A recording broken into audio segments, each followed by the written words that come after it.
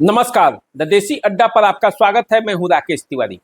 देखिए, पिछले कुछ दिनों से ये खबर आ रही है कि रघुनाथपुर विधानसभा क्षेत्र में खान बंधु ने अब ये फैसला किया है कि वे ओसामा साहब के रास्ते का रोड़ा नहीं बनेंगे, उनके राजनीतिक जीवन में रुकावटें पैदा नहीं करेंगे। इस खबर के बाद क्या अब ये क्लियर हो चुका है कि रघुनाथपुर विधानसभा क्षेत्र के रास्ते में ओसामा साहब की राहें आसान हो गई हैं?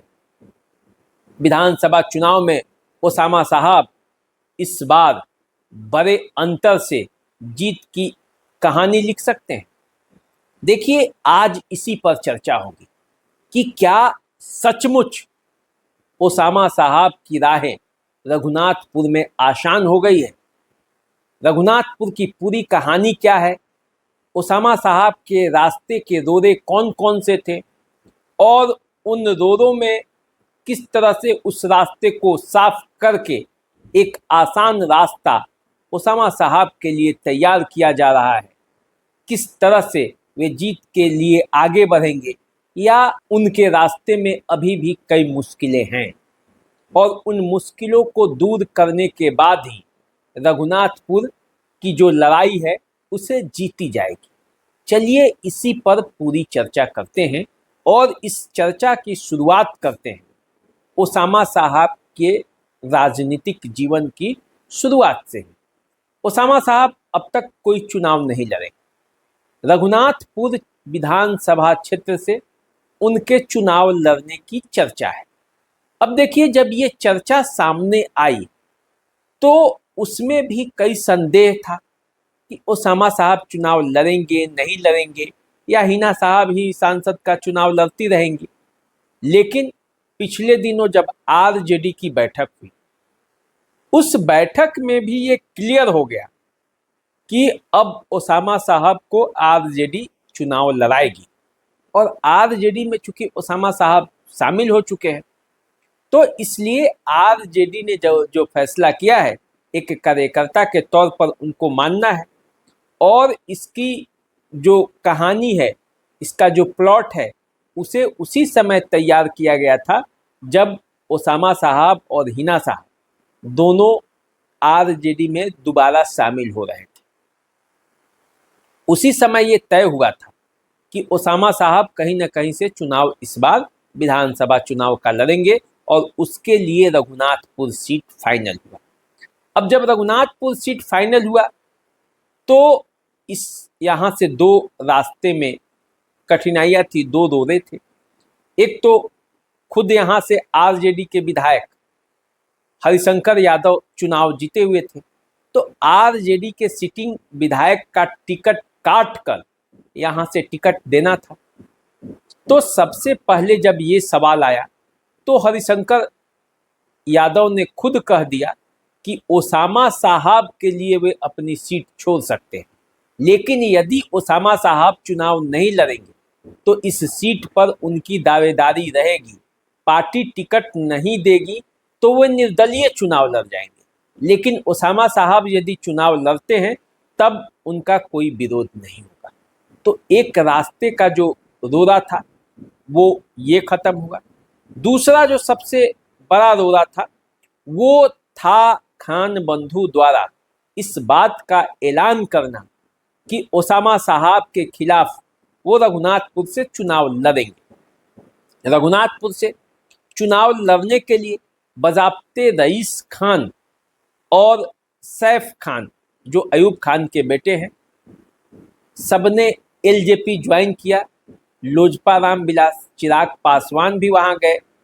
धूम धड़ाके के साथ पार्टी में ज्वाइनिंग हुई और ये ऐलान हुआ कि रघुनाथपुर से चुनाव लड़ेंगे। अब रईस खान यदि रघुनाथपुर से चुनाव लड़ते तो इसका मतलब है कि मुस्लिम वोटों में बंटवारा तय था। अब वोटों का अंतर वो कितना होता ये अलग बात है, लेकिन मुस्लिम वोटों में बंटवारा होता और ये एक रास्ते का रोड़ा था ओसामा साहब के जीत में। अब जबकि ये कहा जा रहा है कि ओसामा साहब के लिए खान बंधु रास्ते का रोड़ा नहीं बनेंगे और इस जो पूरी प्रक्रिया है इसमें सैफ खान की बड़ी भूमिका है।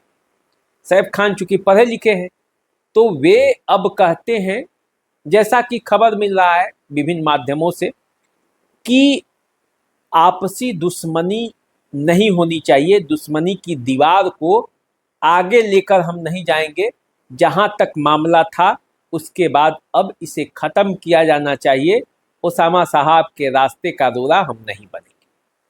तो यदि इस तरीके से मामला यदि सॉर्ट आउट हो जाता है, खान बंधु यदि बैठ जाते हैं चुनाव तक, अभी देखिए चुनाव तक क्या होता है, राजनीति में पल पल समीकरण बदलता है, लेकिन चुनाव में यदि खान बंधु के तरफ से कोई खड़ा नहीं होता है तो एक रास्ता जो है, रास्ते का एक रोड़ा और क्लियर होगा।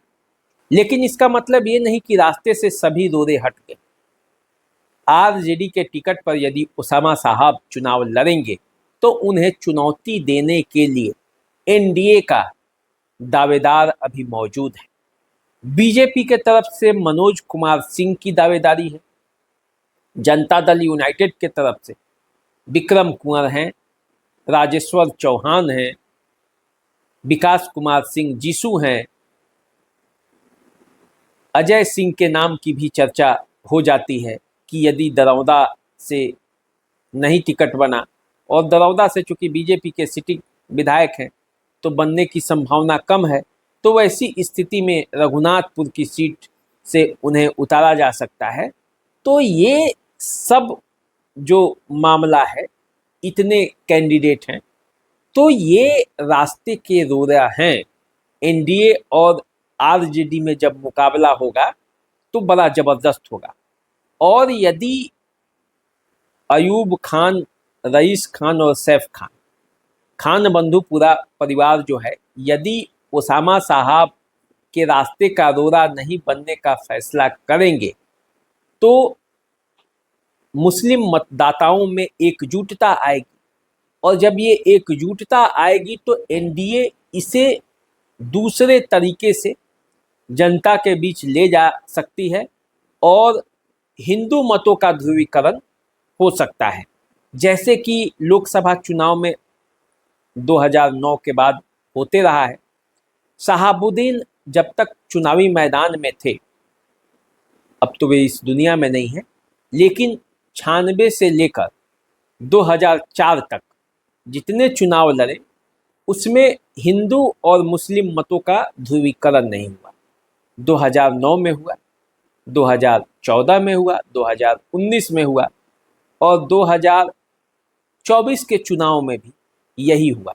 और जब जब ये होता है तो चुनाव हार जाती है हिना साहब लोकसभा का।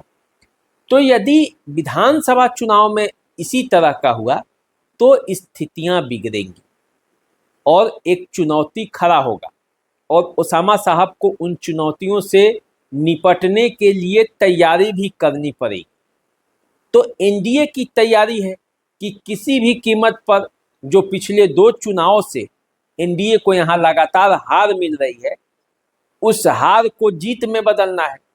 जबकि ओसामा साहब ये चाहेंगे कि अपनी राजनीतिक कैरियर की शुरुआत यदि कर रहे हैं तो वे धमाकेदार जीत से हो, ताकि इस जीत को और बड़ा बनाकर सीवान की राजनीति में वो छलांग लगा सके।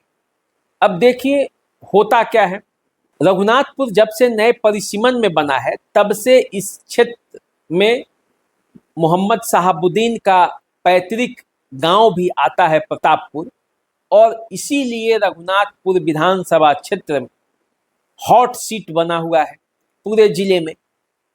कहीं भी सबसे पहले सिवान जिले में जिस सीट की चर्चा होती है उसमें रघुनाथपुर का नाम सामने आता है, और रघुनाथपुर का नाम इसलिए सामने आता है क्योंकि यहाँ से मरहूम शहाबुद्दीन के पुत्र ओसामा साहब के चुनाव लड़ने की चर्चा है। तो देखिए आरजेडी अपनी पूरी तैयारी रघुनाथपुर के लिए कर रखी है, योजना बनाई है, और पिछले दिनों जिस तरह से तेजस्वी यादव ने भी भरी सभा में शहाबुद्दीन जिंदाबाद का नारा दिया, उसके बाद उनके मतदाताओं में ओसामा साहब के समर्थकों में नया जोश है और उन्हें लगता है कि आरजेडी में फिर से पुराने दिनों की तरह उन्हें सम्मान मिल रहा है। इसलिए एकजुटता के साथ ओसामा साहब के पीछे लगना है और यही वजह है कि रघुनाथपुर में अब ओसामा साहब की सक्रियता भी बढ़ गई है। कई टूर्नामेंट में वो भाग ले रहे हैं, जा जाकर लोगों के बीच जो सार्वजनिक कार्यक्रम है उसमें शरीक हो रहे हैं। लेकिन अब सवाल ये है कि आरजेडी का तो टिकट यहाँ से लगभग उनका फाइनल है, विपक्ष के तरफ से कौन उम्मीदवार आता है, जो उम्मीदवार आएगा उसकी रणनीति क्या है, जातीय समीकरण क्या है, वोटों का समीकरण क्या है, आंकड़े क्या हैं, तत्काल परिस्थितियां कैसे इस चुनाव को प्रभावित करेगी, ये सब यहाँ रघुनाथपुर विधानसभा क्षेत्र में जीत हार का कारण बनेगी। देखिए, रईस खान के तरफ से अभी कोई वैसी घोषणा नहीं हुई है सार्वजनिक रूप से कि वो पूरी तरह से वो चुनाव मैदान में हट जाएंगे, पूरी तरह से वो चुनाव नहीं ही लड़ेंगे। लेकिन उनके नाम की चर्चा कई क्षेत्रों से भी हो रही है। माझी से भी कोई चर्चा कर देता है, कोई बरहरिया से कर देता है। लेकिन अल्टीमेटली देखना ये है कि चुनाव आते आते, चुनाव के समय आते आते क्या परिस्थितियां बनती हैं।